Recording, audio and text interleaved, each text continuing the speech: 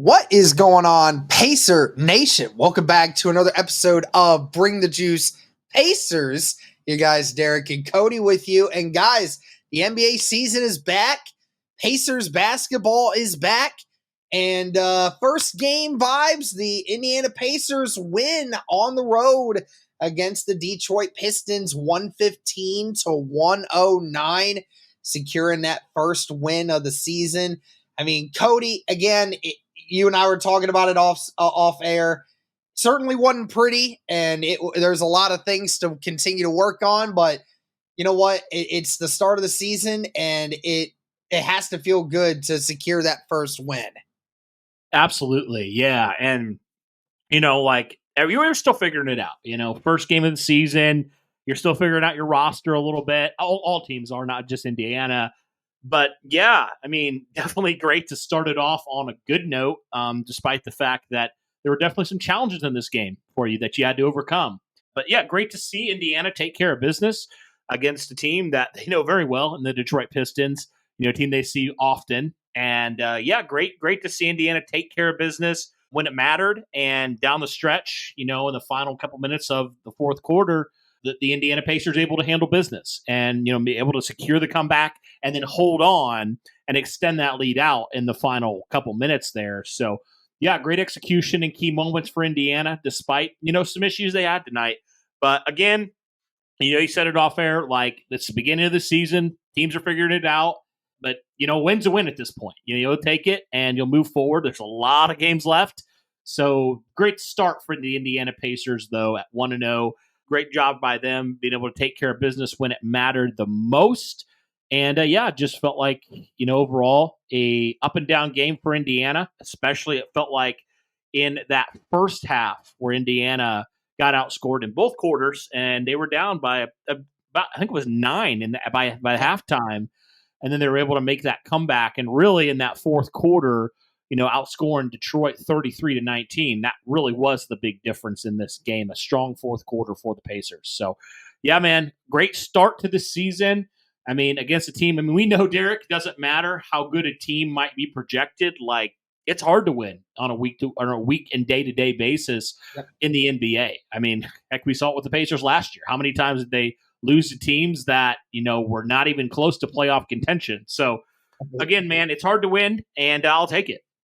Yeah, it's kind of funny. We did always say that, like the Pacers have always they underperform against the really bad teams, but when they face teams that are actually almost above them in some ways, they play above and beyond their expectations. Which is, if that's another part of the season that we're headed towards, hey, I'm fine with it because that just means we're going to play better against the better teams, and when you're getting ready for the playoffs, that matters more.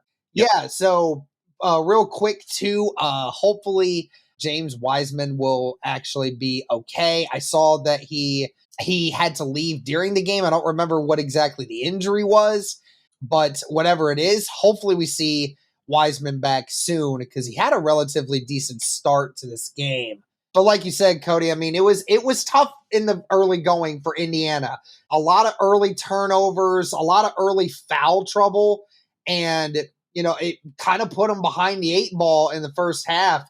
But then, like you said, they kind of got some momentum going in that third quarter, and then that fourth quarter, you're right, you're still down by 8 going into the fourth quarter, and then you outscore the Pistons by 14 in the fourth quarter, and that's the battle of attrition with this team. And the Pacers always pride themselves on being able to not only outlast their opponents, but to just continue to push their opponents throughout all 4 quarters of a game. And, that is something that we'll look to continue to see more of. Pacers shooting the ball at just over 50% in this game. Pretty solid for a first day, compared to the Pistons' 43%. Neither team shooting above 30% from 3 today. So both teams very much struggling from 3 range. You got to wait a little while before guys start getting into their mid-season form, right? So definitely going to be something to keep an eye out for. Both of these teams, Cody, 53 free throws. between these two teams tonight. 53. That's insane, dude. That is so many fouls. I mean, I don't know. I don't know if it's like the way these two teams just play basketball, but like, holy cow, man, that's a lot of fouls. 44 fouls in this game. So it led to a lot of free baskets. Both teams shooting over 85% from the free throw lines. Both teams did their job there. Pretty much the same in rebounding. Pacers with a few more turnover worthy plays than the Pistons did, 10 more assists than the Pistons did. So, all in all, I mean, outside of, the shooting percentage and being able to move the ball a little bit better, these teams were relatively even when it came to this. Yeah, and I think like you said, the biggest thing for Indiana was number one, they shot the ball better than Detroit did. They shot 51% to Detroit's 43%. That definitely was a factor. Even though they did have 3 more turnovers, you mentioned it, the assists. The Pacers were plus 10 when it came to the assists versus the Pistons. They had 10 more assists than the Pistons did in this game. I mean, Derek, we saw it last year, and we continue to see it. Whenever the Pacers pass the ball around, they typically are playing good basketball. Like, the Pacers are just such a good team when they, spread the ball around, because we know, Derek, the Pacers have players everywhere that can score no matter from where and no matter really who. Like, they have guys in their starting rotation and then some guys off the bench who could score at will. So whenever they're able to pass it around and get the best shot, I mean, things just go so well for them. And they're such an unselfish team, which I think is so great about this Pacer team, is they're so unselfish, and they have guys who can rise to the occasion and handle business when need be. So, yeah, man, a great job by Indiana overall. I mean, everything else, like you said, is fairly even. I mean, the rebounds were right there. Indiana 39, Detroit 38.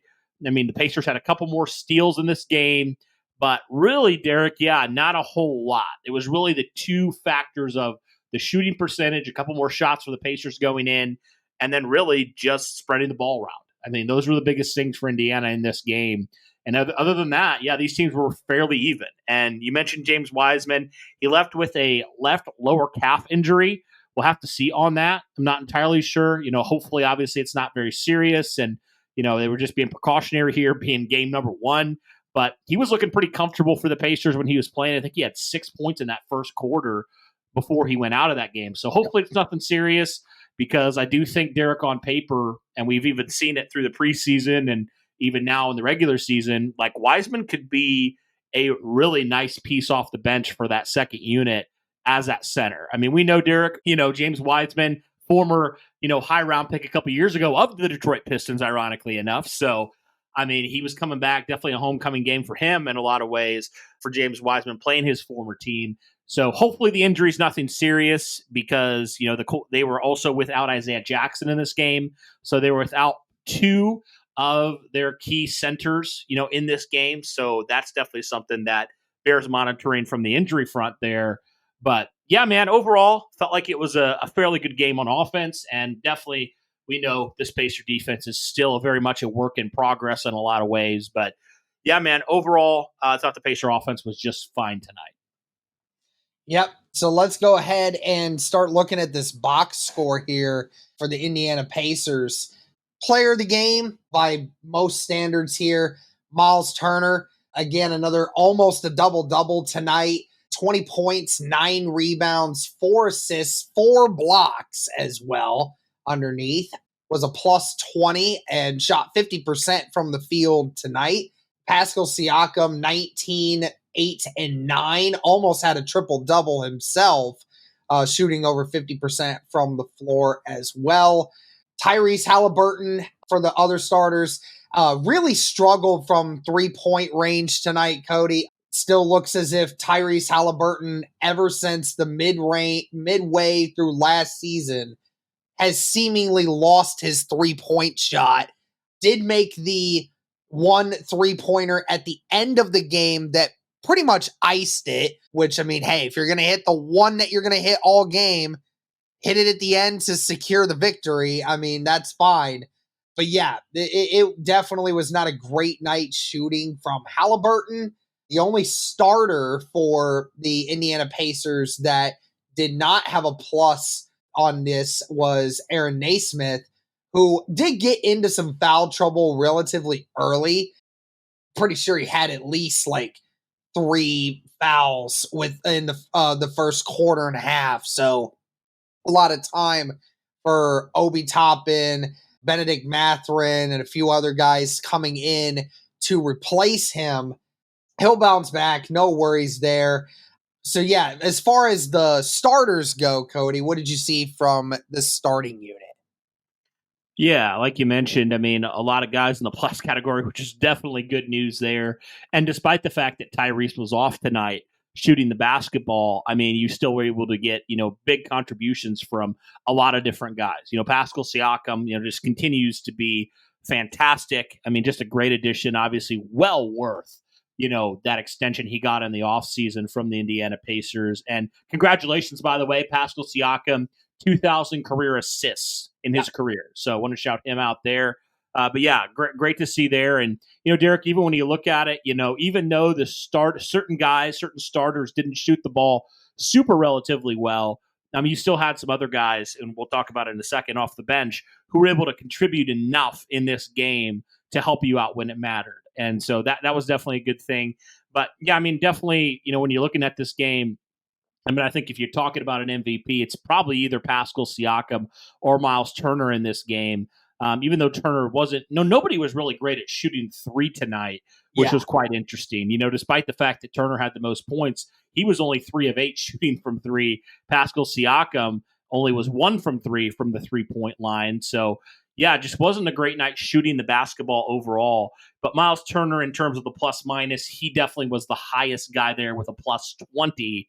So him and Siakam definitely, I think, from the starter standpoint, were the two guys that really the offense flowed through tonight. And they're just both so consistent in what they do, and they're so consistent from mid range and those short to intermediate shots. They're just so darn consistent. I mean, we've seen it from both of them. I mean, Miles Turner typically is pretty good from the 3 line as well, but if he doesn't have to, he can do it from mid range and under the basket as well. So. Yeah, I thought the starters, while there definitely were some struggles shooting the basketball, I think, the two guys that you needed to step up in this game, they did it. They picked up the slack a little bit. And, even though, like you said, it was not a great day shooting from Tyrese Halliburton, especially from the 3 line. At the end of the day, Derek, your superstar sealed this game with that 3-pointer. And that's what you're looking for.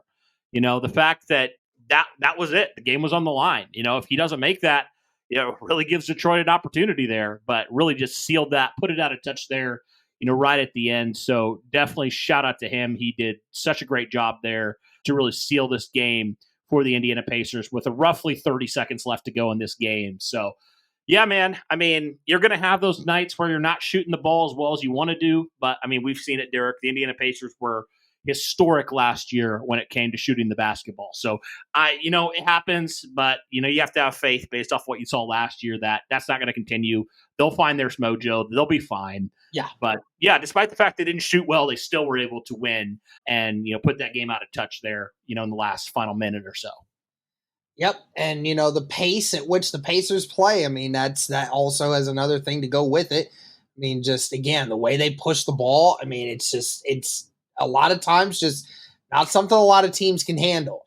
Now, as far as the second unit went today, you had 7 different players today get some kind of minutes in this game. So it was very deep for the Pacers in this one. Second unit definitely had its struggles. Believe it or not, Cody, the guy that actually had the worst minus for the Pacers tonight was TJ McConnell, which is crazy to think about because he had the second most points coming off the bench. Actually was 14, 2, and 4. Also had a steal and, was 7 of 8 from the field goal range. So again, TJ McConnell coming off and, doing his thing, getting you a few of those baskets and being the floor general. Basically 2 guys here that were actually in the plus for your bench was Ben Shepherd, again, had 6 minutes, got a couple rebounds and a block. That's about it. But the big story, Benedict Mathurin, who, again, you didn't have the majority of last year because of that injury, and now he is finally back and actually played 28 minutes. So it was actually the 5th most minutes of anyone tonight. 19 points on 5 of 8 shooting and had 6 rebounds and an assist in this game. And, it's funny, Cody, because I was looking on Twitter before this and everyone's saying that like Benedict Mathurin has some of his best games against Detroit. He averages like 28-5 against the Pistons whenever he plays them. So very close to kind of what his stat line was tonight. You know why that is, right? You know why that is. Oh, yeah. Oh, 100%. The whole crap with Jaden Ivey that happened last year. You remember that? Oh, yeah. The whole beef, 100%. it's clear. And he dropped Jaden Ivey in a play earlier. I think everybody has seen that one at this point. I tell you, man. I mean, wasn't a whole lot more from the rest of the bench production, but TJ McConnell and Benedict Mathurin, I mean, they helped get the job done, man. They absolutely did. And you're right. You definitely missed him last year. When he went down, what was like mid-season or a little after mid-season when he went down with that injury, was out for the year. I mean, even though Indiana, I thought, played admirably, you definitely just missed Benedict Mathurin and his presence. There's a reason, Derek, that he was drafted number 6 overall in 2022. I mean, this kid, talk about just the potential. I mean, this kid got potential to the ceiling. Like, it's crazy how talented this kid is, and last year he kind of was uneven, right? So now you're thinking, okay, for Benedict Mathurin, this is year number 3 for him. He's fully healthy. What can he do? How can he elevate this team to not just being a team that, sitting around with 5th, 6th seed? If Benedict Mathurin can live up to his potential, Derek, like I truly believe that he could be a big X factor this season for the Pacers. If he can continue to be consistent shooting the basketball off the bench, or, who knows, maybe he does get back into a starting lineup. I'm not entirely sure. But regardless of what his role is, he's going to see, extended minutes in some capacity. So whatever that looks like, if it's in a starter role, if it's off the bench, I mean, the fact remains, Derek, that Benedict Mathurin is going to be a major factor for the Pacer team this year if he can stay healthy. And I think he is just showing, like, he has so much potential to be a special type of player for this Pacer team, like a special type of player. And, the talent is there. I mean, no question about it. So if he can do it, Derek, I truly believe he could help elevate this team to new heights this year. Oh, yeah. I mean, especially with 14 of those 19 points coming in the fourth quarter. So he was, again, one of those driving forces to the Pacers actually being able to go down the stretch. And, I mean, as far as him going back into the starting lineup, I don't hate the unit that the Pacers have right now because, again, Naismith and Nembhard, not great offensive days. We didn't see them start getting going until towards the end of the season anyway when it came to their scoring. I mean, the thing that you get, though, with those starters, though, is you get that defensive effort and those guys that can play some really good defense for you. Also, shout out to Halliburton, too. I mean, 3 steals and 2 blocks on the day. I mean, that's pretty impressive for someone like Halliburton that, he's never been a guy that's been only a one-way player, but I've never seen him quite disrupt defensively that we saw in this game for Tyrese. So maybe this is a different Tyrese Halliburton that we're going to see. But back to Mathurin, I think having him as that main scorer on the bench, last year in the playoff, you got really lucky in the fact that TJ McConnell and Obi Toppin were able to handle the load at the back end of the year when times got tough. And Obi Toppin and TJ McConnell were sometimes getting you, 15, 16, 18, 20 points a game. Like, Obi Toppin and TJ McConnell, with all due respect to them, because I think they definitely are great players, they're not going to consistently do that for you. But you have a walking bucket that can score 20 points whenever he wants to sitting on your bench. And I think that's a great thing to have with that second unit, because when your main scorers come off the court and you need someone to put together a few streaks for you, so then that way you don't fall behind while some of your starters get rest, That's what Benedict Mathurin can do for you. And as far, I mean, he's there for insurance policy. One of these guys is eventually going to get injured and have to miss a few games here and there. It's going to happen. It never stays truly all the same.